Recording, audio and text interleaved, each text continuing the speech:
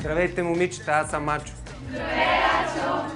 Днес сме се събрали за поредния ден от вашия тренировъчен лагер, за да може да ви покажем как трябва да се държите в една фотосесия. Всяка мис и всеки бъдещ модел е важно да знае как да се държи на една фотосесия. Днешната задача на момичетата е да участват в една такава фотосесия. Не виждам усмивки.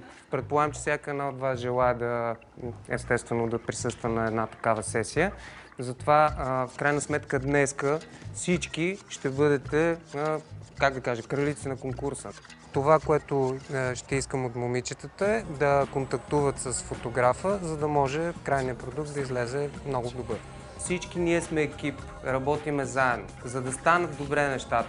Всеки един от нас трябва да се свърши максимално добре работа. Много е важно да се комуникира погледа, излъчването. Значи, контакта между фотографа и модела трябва да е почти като все едно се познаваме от цял живот.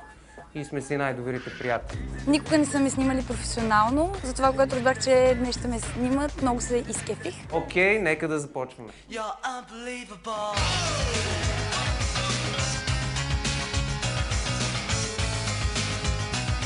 Това е. На Ф, дай на Ф.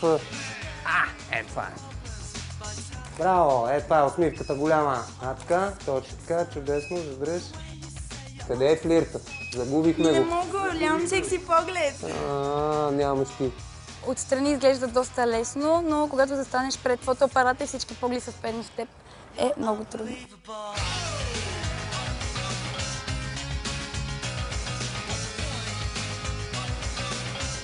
Момичета, нали говорихме преди сесията, че трябва да махнем бижутата и да не носиме нищо, което не е част от фотосесията. Това за късмет. Идеята е следната. Значи, вие не сте все още звезди да изискате някакви неща. Нещата за спомен и тези, които ви носят късмет, остават в шкафчето, след това си ги взимате и си ги слагате.